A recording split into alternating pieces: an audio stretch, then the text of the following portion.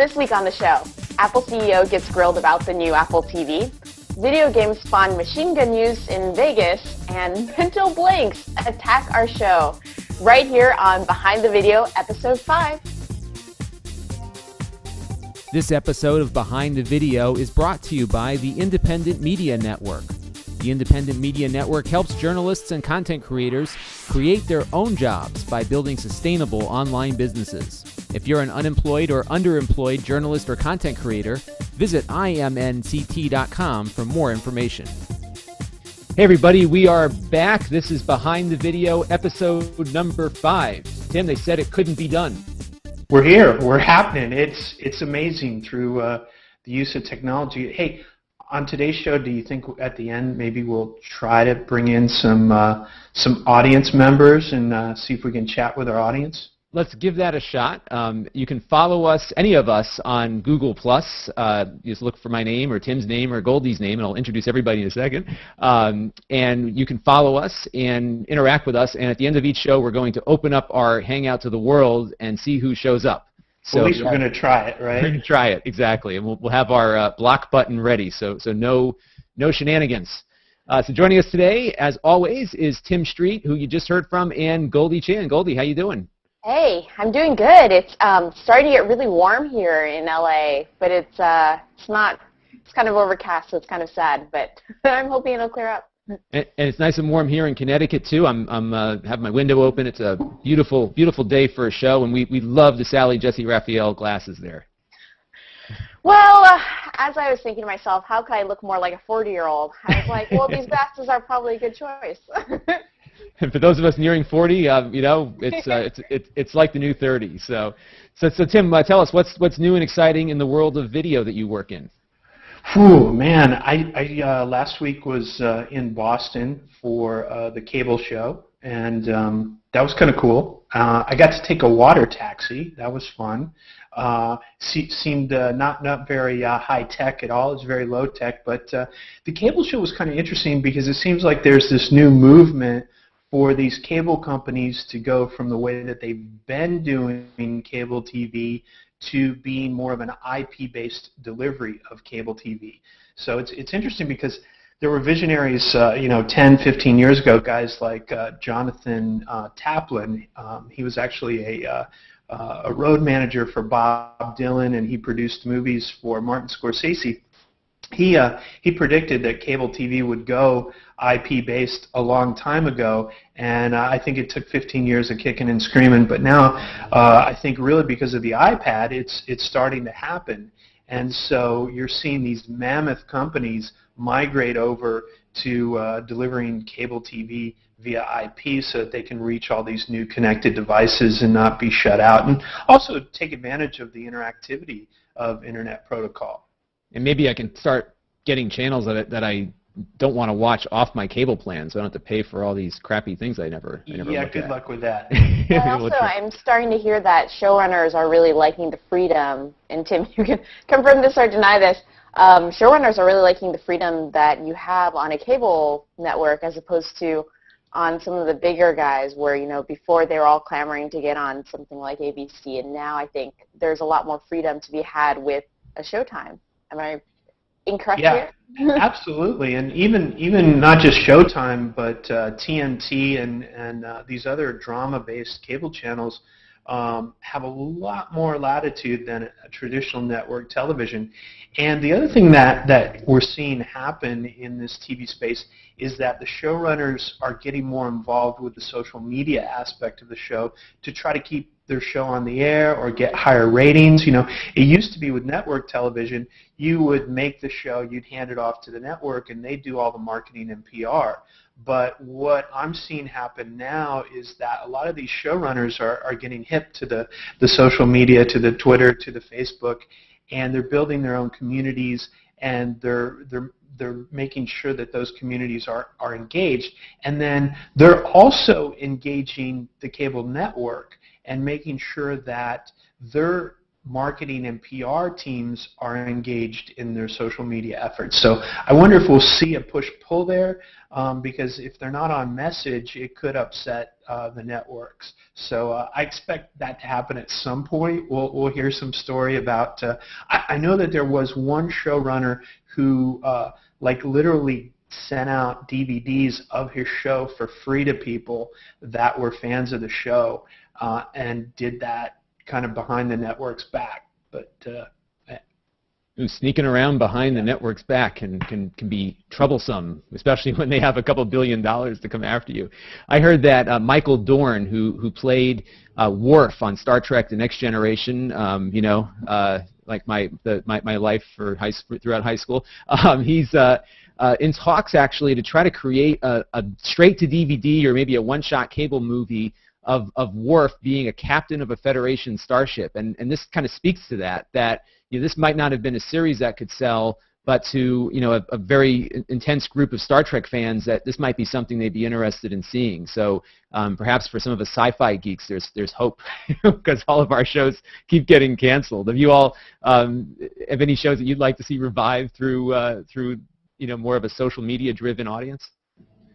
Well, there's, to go even geekier than that, or maybe equally geeky, for Battlestar Galactica, I've been waiting. That's what I was Sorry, Jim! But Battlestar Galactica, there's this new series that's coming out, or been coming out for a while, that's following tracing Captain Adama, who's he's one of the main guys in Battlestar Galactica, and it's kind of tracing him as a younger man, so it's very, I want to say it looks like they're trying to make it a little sexier.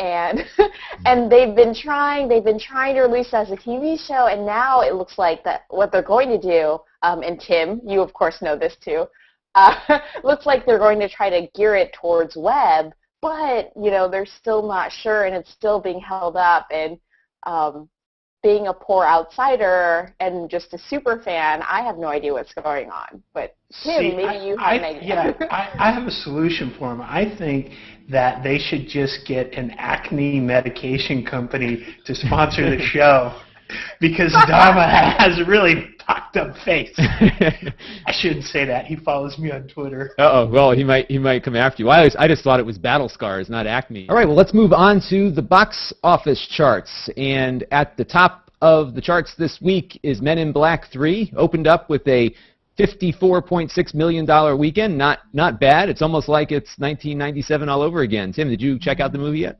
Yes, I did, and it was fun. It was great. The only like franchise that I think I would enjoy seeing more, I mean, it was just such a fun ride, would be Ghostbusters. If Ghostbusters was coming out with a new sequel, I think I'd be more excited. But Men in Black was great. It's just a fun, goofy ride, and James Brolin in it, or is it James? No, it's not James Brolin. It's his son, right? I'm blanking on his name. Yeah. Anyway, it was great. It was really good, and it was fun to see all the old. They go back in time. There's some time travel, and that was fun. It's a great franchise, and I love both of the first two, so I'm looking forward to seeing that. Avengers is at $500 million now, $524 million. And Goldie, you were gonna go in costume. Did you end up doing that? I ended up not going in costume, but you know, I heard something really interesting the other day. They let you in not wearing anything? Of course. Oh, Why would I okay. wear something to go to watch a movie? But I actually heard that, so the main villain, Loki, in the movie, there apparently is a huge fan base for him. Actually, somewhat larger and more you know, rampant than for some of the actual superheroes. So I think that's kind of funny. So Goldie, you'll have to go out and do a web series pitch on this right now. You could control that market. There's at least $500 million in it for you.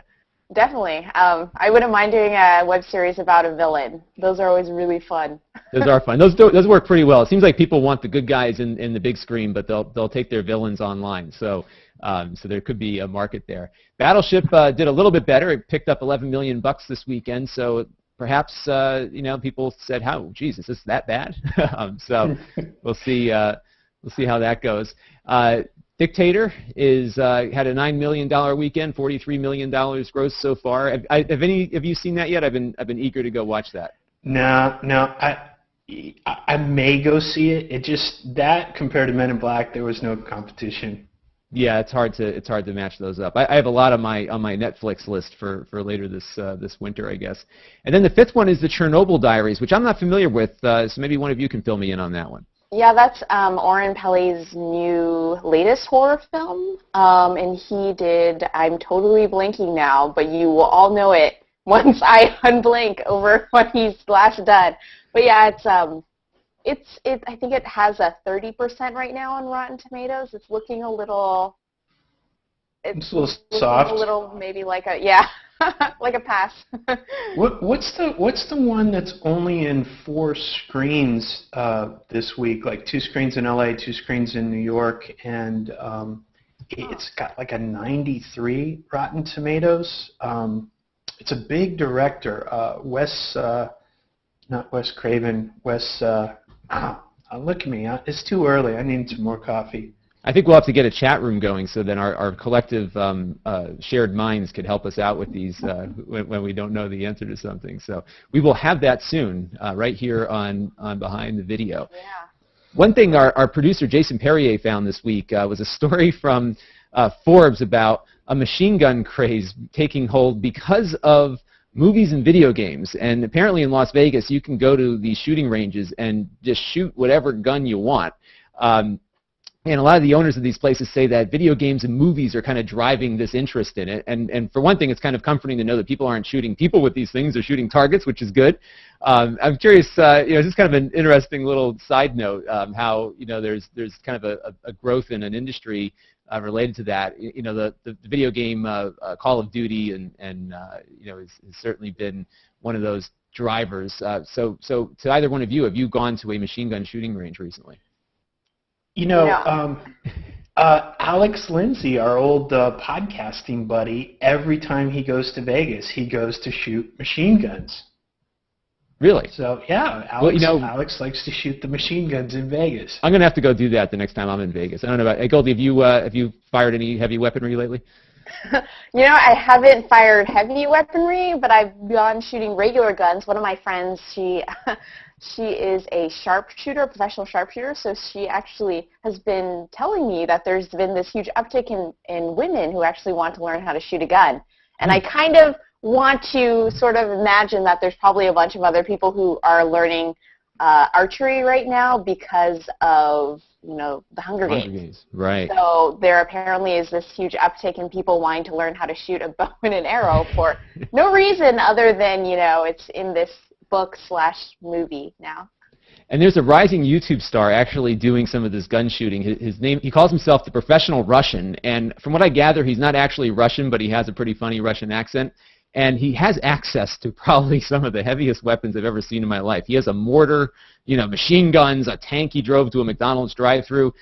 Every video he puts up, he gets like, have you seen this guy, Tim? No, this is awesome. I was going to say, does he go rob liquor stores? But no, he goes to McDonald's drive-thru in a tank. He goes through, and he pays with cash. So, he's all on the up and up. I did hear that somebody ran into, I think there's a video of this somewhere, but somebody ran into a dollar store using it wasn't a tank, but it was just like one of those moving things, but they ran into it to get deodorant. Really? Like they ran into the dollar store, they took out a wall, and what they took was deodorant and I think a Diet Coke. Wow. So I'll tell you, if I had an armored personnel carrier, I would probably do a little bit more than just that, but, I'm too much on the up and up on that front. But you got to check out this Professional Russian guy. It's hysterical. He's getting millions of views for each video he puts up. So he's making some good bank right now. He's actually been sponsored by some of these video game creators who are seeing a real great marketing tie-in with people that are into all the weaponry featured on these games, and it's a lot of fun. So check out the Professional Russian. So let's move on to television. You could have taken last week's top 5 and just duplicated it, because that's what we got this week. NCIS on the top 1 and 5 positions. The original NCIS at 1, NCIS Los Angeles number 5, American Idol and Dancing with the Stars in the middle. It seems like these shows are just going to be going on for forever. How can we translate this to social world? Is there something we can do video-wise to, take the equivalent of weaponry at American Idol and turn it into something that might generate some social traffic? Yeah, I think we're going to see eventually, we're going to see somebody, especially with Google Hangouts, create some kind of competition show. We'll see some new interactive formats. American Idol, you get to vote by your phone, but there's no reason you couldn't vote, using Google Docs in a Google Hangout. So I think we're going to see that happen. Maybe not this year, but I'd say within the next 3 years, we'll see a show emerge where, it'll be like America's Got Talent, although it might be a little bit more lowbrow because if it's the internet, you want something you can't get on TV. So, if there's Right. a farting contest or burping contest or something like that, I'm sure it'll be hanging out on Google Hangouts soon. And Yeah, you and I think that you're going to definitely get more tie-ins to things just like with Dancing with the Stars.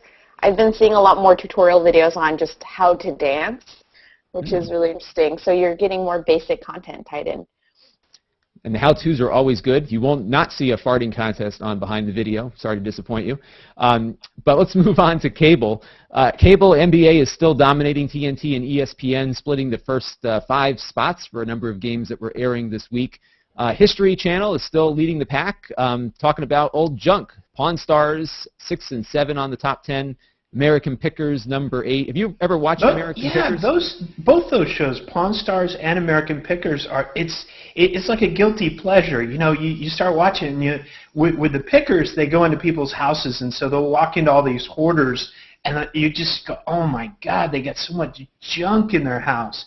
And then with Pawn Stars, it's always interesting. I love it how people come in and they'll go, well, so-and-so owned this gun. And they're like, we don't care who owned it. It's just whatever we can sell it for. Yeah, but it has emotional value. Yeah, right. Yeah, you can't monetize that. I used to work, when I was a kid, I worked in a coin store. And the guy that ran it was a tough Italian guy. And people would come in to sell their high school rings.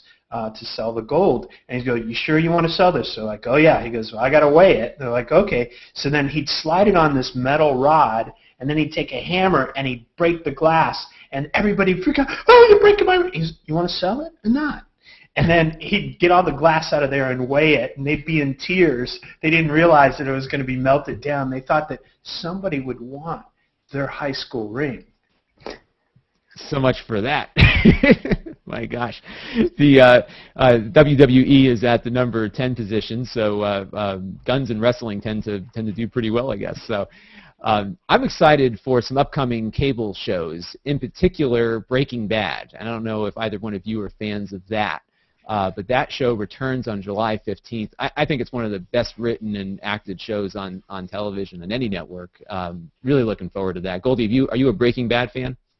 No, everybody tells me that I would really love Breaking Bad. I think around the time I was supposed to start watching Breaking Bad, I decided to watch all the seasons of Battlestar Galactica instead, which I can't say I regret, Now, did you watch everything? Because with Breaking Bad, what happened to me is, because as always, I don't get into a show until after the first season, so I don't get attached and have it be canceled, because like 3/4 of things that I watch get canceled. So are you like one of those people that watches 12 hours of Netflix straight? Yes. I actually am. And it's so funny that you mentioned that because I've been following this one guy. He does kind of nutty videos. His name is Mark Malkoff. And he actually lived in an IKEA for a while, so that's his last claim to fame. He also has sleepovers with famous people, but the last thing he did was just watch, I think, 24 days or something like that, I'm getting completely wrong, of Netflix. So he just sat, and he was like, how many videos can I watch over a month? Wow. If I just sat and just watched and did nothing but watched Netflix videos. So I think he's getting a lot out of his account. I would say so. This weekend, my wife and I watched our own marathon of The Deadliest Catch because we hadn't watched it in a while, and there's like 6 seasons up there on Netflix, so you just can't stop because like the next episode is just a click away, and I've got the Apple TV. And so it just gives you the next one, right off the bat, and you just can't stop. So I am ready to, go to Alaska. Hey Tim, one thing that Breaking Bad actors did in character was endorse high school student body president candidates on YouTube. I don't know if you happen to catch this. No, I missed that, but I have been using Netflix to get caught up. So it's a fun show. It's a great show, and what I guess there was one of the actors on the show endorsed a young lady who was running for class president, and Jesse Pinkman and our hero of the show, I'm blanking on his name now for all of a sudden, but the stars of the show then endorsed the other Today's candidate.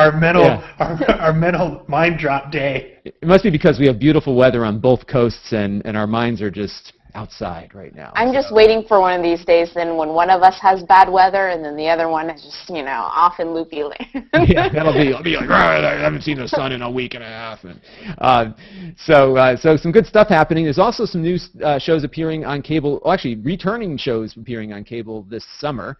TNT is bringing back The Closer. USA has some of their popular summer shows. Burn Notice, Covert Affairs. And the sci-fi invasion show Falling Skies is coming back for another season too. Tim, these are pretty low-budget shows that do very well, right? Falling Skies, that might be a little bit more budget, yeah. Yeah. I don't know how low budget they are compared to reality shows like Pawn Stars. So but the interesting thing that's happening now with Netflix is that they're buying the content after it's been made. So if you take a look at like the CW. The CW got $1 billion from Netflix for their content, so that really helps the bottom line of these struggling networks. I mean, without that $1 billion, CW would really be sucking air right now. So the internet is actually supplementing some of their broadcast challenges? It's starting to change the model for some of these smaller networks or smaller channels. And I think we can, we'll see that develop because some of the studios are cutting off Netflix, so they need to get their content from somewhere, and that's creating opportunity for the independents. So I'm excited about it. Yeah, it seems Netflix, I'm watching more television on Netflix than movies. How about you, Goldie? Definitely. I'm definitely watching a lot more, or yes. I would say sometimes it's an equal split because I do love me some documentaries. And there's plenty of them on Netflix for sure. Plenty of them on Netflix. Yeah, we should probably get a Netflix code for this podcast, right? We should. Netflix code for the podcast. We'll do that. We'll get even if they don't sponsor us, we'll sponsor them ourselves and get ourselves some affiliate love. For anyone who doesn't have Netflix, I think most people either had it or have it already, but there's always repeat business. So. Hulu, which is also doing similar things to Netflix, topping it this week is The Family Guy, funny cartoon show, Modern Family, Glee, Community, Revenge. I have not seen Revenge. Have either of you? Nope, I have not. Nope, so we're going to have to check that one out. House MD is up there, American Dad, and Law and Order SVU. I think it was TNT or one of the networks runs like these marathons of SVU, which can kill an entire day or afternoon if they happen to be on a weekend. So watch out for that. Also streaming on YouTube this week, the top video was the lip dub proposal, which I am sure you've both seen by now. And here's the question. Yes. Real or viral marketing? Goldie.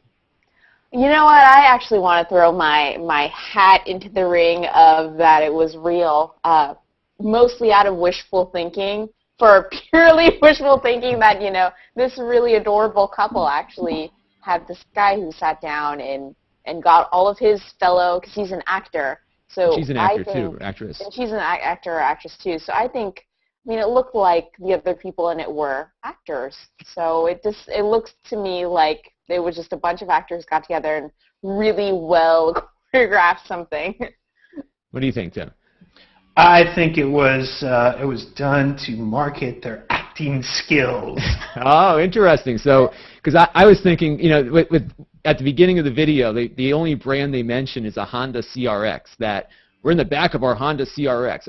And nobody says Honda CRX either, right? It's like normally it's we're in the back of my SUV or my car or whatever. Not pink very Cadillac. Specific to the not brand. Pink Cadillac.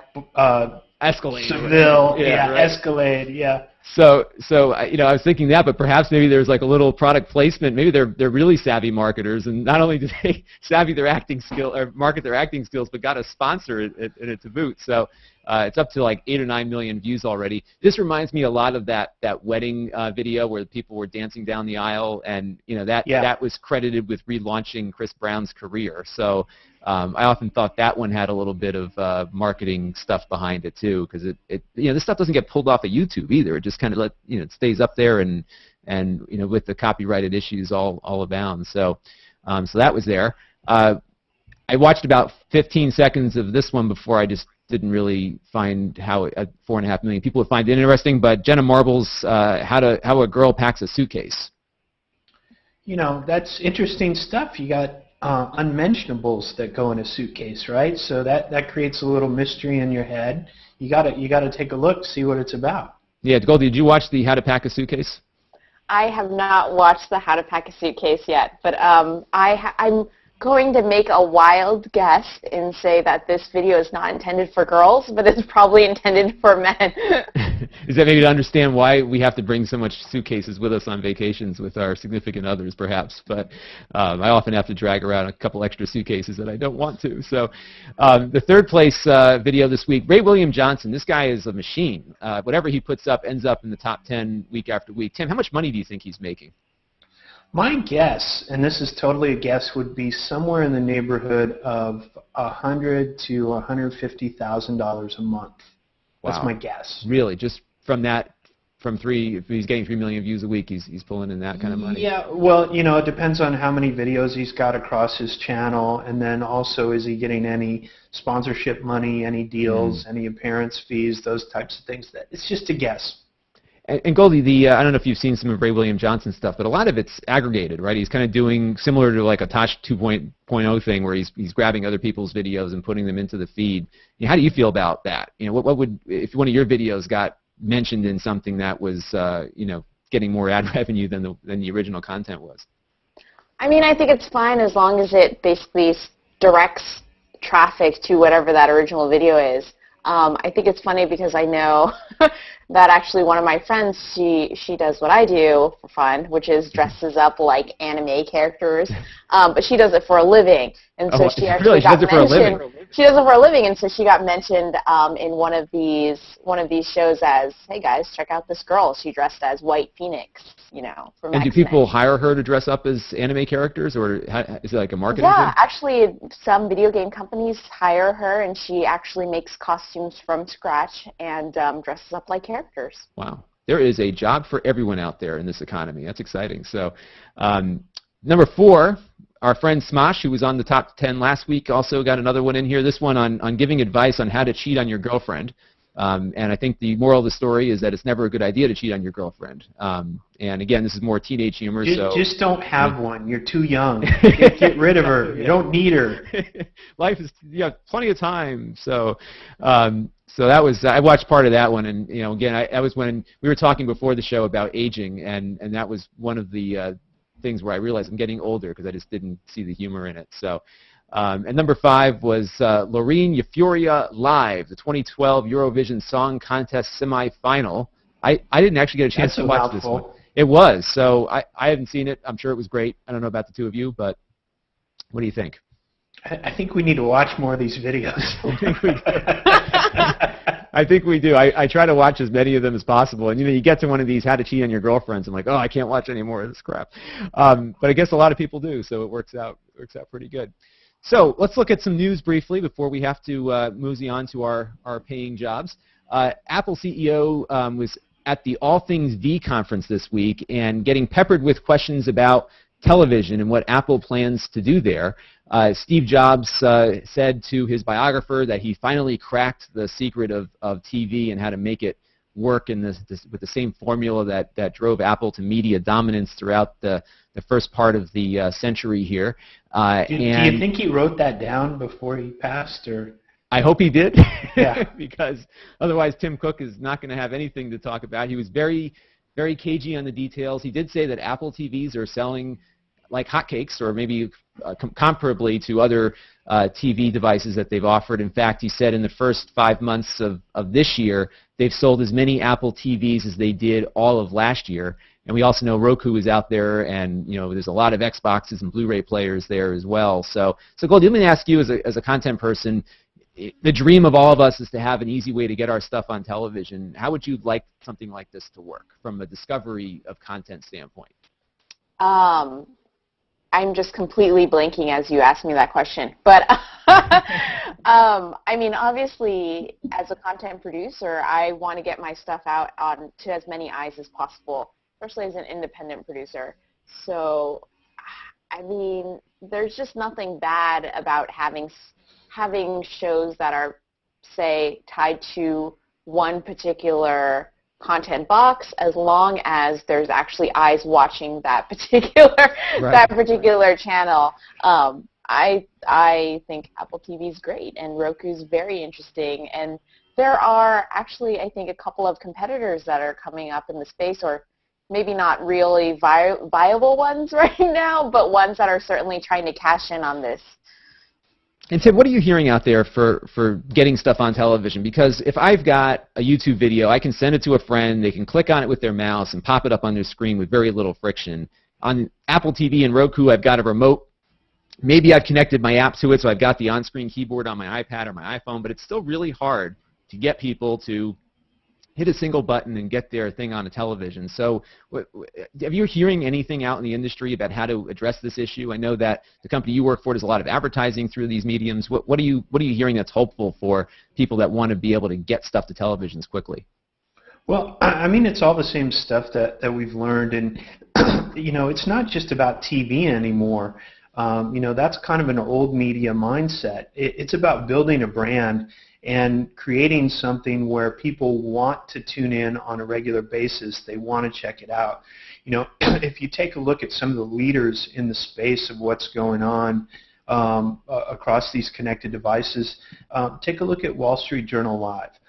You can get Wall Street Journal Live on your iPad. You can get it on your Apple TV, your iPhone, Roku, and I think they're going to lead the way in devices. So as programming becomes available, you know, they're doing live programming about 5 hours a day on these devices, and then they have VOD that's there as well. And it's information that people who, you know, care about the stock market, care about business decisions, they pay attention to this content. So there are a lot of people that have Apple TVs in their office, and they'll turn on Wall Street Journal Live and just keep it on all day long running while they're working, so that they can keep updated on any stories that are breaking and that kind of thing as they relate to the stock market.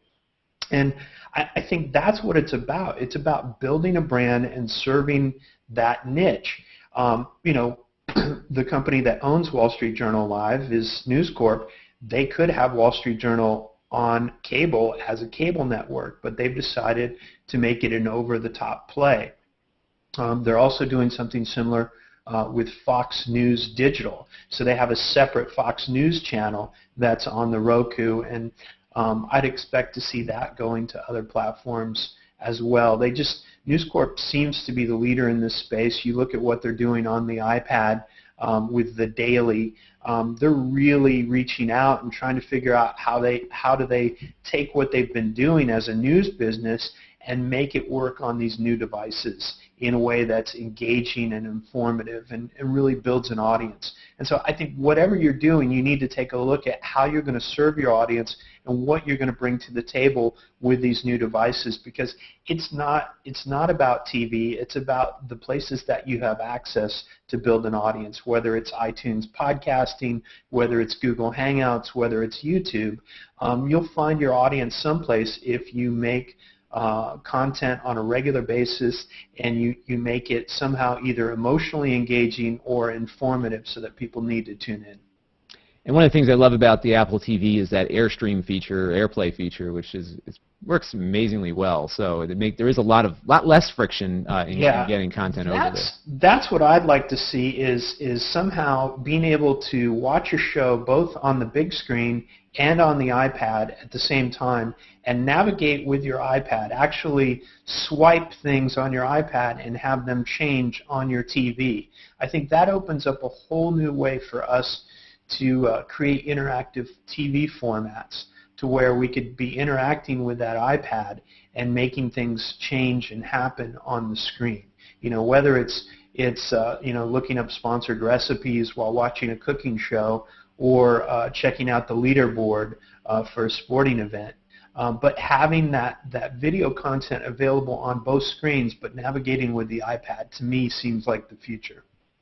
And the future is upon us soon. So what we're going to do next is open up our phone lines here in a minute to everyone that is on the show. And for those of you listening to the recorded version, if it went badly, we will not have anybody on. But Tim, where can people find you online? Just Google me, Tim Street. And Goldie, where can people find you? They can always find me on Twitter at GoldieChan. And people can find me on Twitter at LONSEIDMAN or on Google+. That's where I like to put some of this stuff up there. And we will see you all next week. And this episode of Behind the Video is a wrap. Stories for this episode were compiled by producer Jason Perrier. Follow him on Twitter at JASONPERRIER. Behind the Video is a production of Ape Digital Incorporated and the Independent Media Network, LLC. All rights reserved.